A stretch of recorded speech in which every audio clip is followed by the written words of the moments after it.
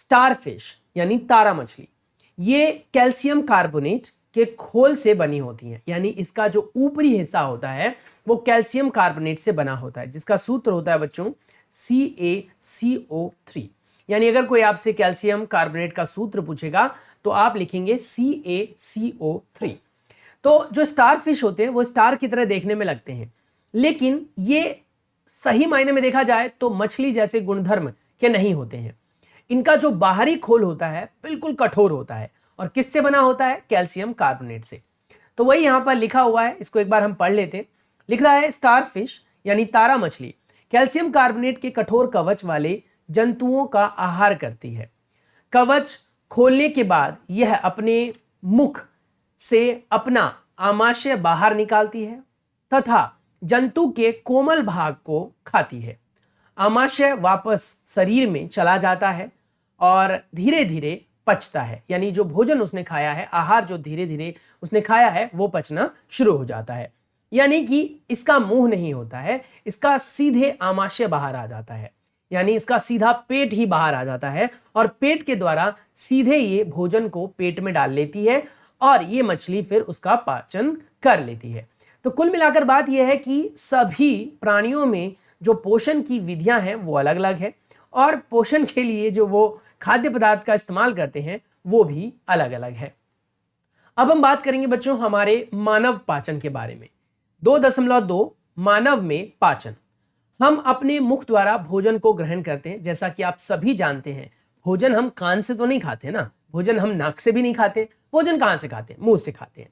तो वही कह रहा है कि हम अपने भोजन को अपने मुख के द्वारा अंतर्ग्रहण करते हैं। अंतर्ग्रहण करना मतलब एक विधि है जिसके द्वारा हम भोजन को शरीर के अंदर डालते हैं, फिर इसे पचाते हैं, फिर उसका उपयोग करते हैं और बचा हुआ जो आहार है, यानी जो पच नहीं पाया या फिर जो अवशिष्ट पदार्थ बच गया, अवशिष्ट पदार्थ, वो हमारे आहार नाल से बिना पचा हुआ भाग निष्कासित हो जाता है मल के रूप में। किस रूप में? मल के रूप में।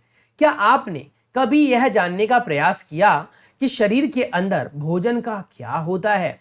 क्या आप कभी ये सोचते हैं अरे कौन टेंशन लेता है, बस खाओ, गोलगप्पे खाओ, बर्गर खाओ, हमारे आसपास में बहुत सारी चीजें हैं खाने की, खाते रहो। लेकिन कभी हमने इस चीज पर ध्यान नहीं दिया बच्चों कि जो कुछ खाने में हमें इतना स्वादिष्ट लगता है, जिसको खाकर हमारा मन खुश हो जाता है, उस खाने का हमारे पेट में क्या होता है? हमने आज तक कभी ये जानने और समझने की कोशिश की ही नहीं। चलिए, तो थोड़ा सा ध्यान जब आ ही गया है तो हम एक बार पढ़ लेते हैं इसे। भोजन एक सतत नली से गुजरता है। ध्यान से सुनिए, बहुत जरूरी है, क्योंकि यहां से एक प्रश्न पूछा जाता है। भोजन एक सतत नली से गुजरता है जो मुख गुहिका से प्रारंभ होकर गुदा तक जाती है।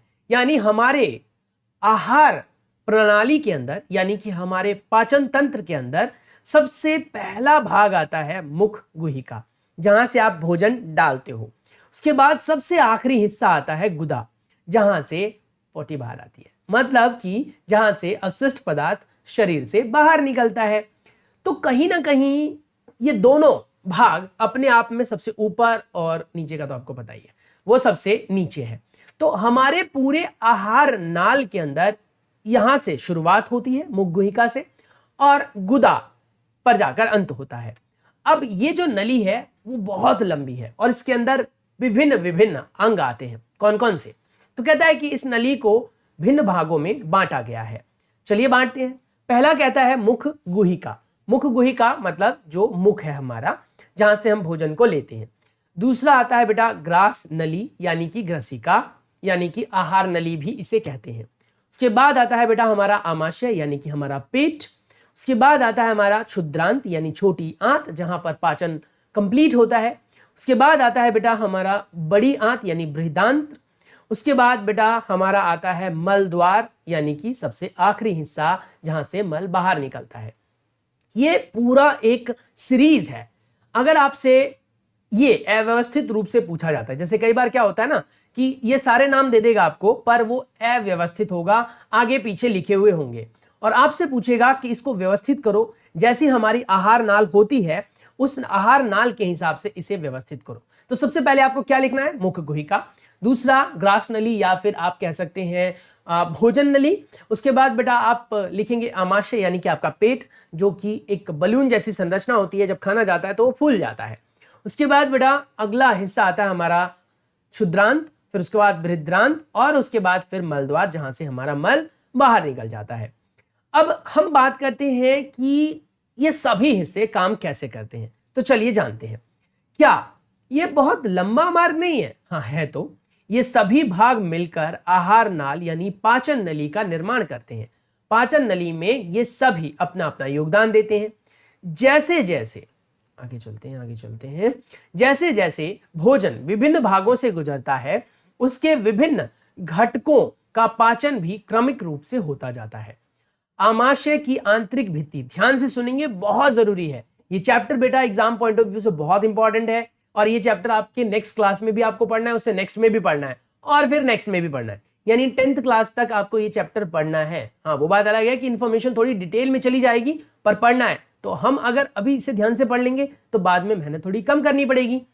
तो कह रहे क्या कि आमाशय की आंतरिक जो भित्ति होती है, यानी हमारे पेट की जो आंतरिक भित्ति होती है, आंतरिक हिस्सा, क्षुद्रांत तथा आहार नाल से संबंध विभिन्न ग्रंथियों जैसे लाला ग्रंथि, यकृत, अग्नाशय, पाचक रस स्रावित करती है।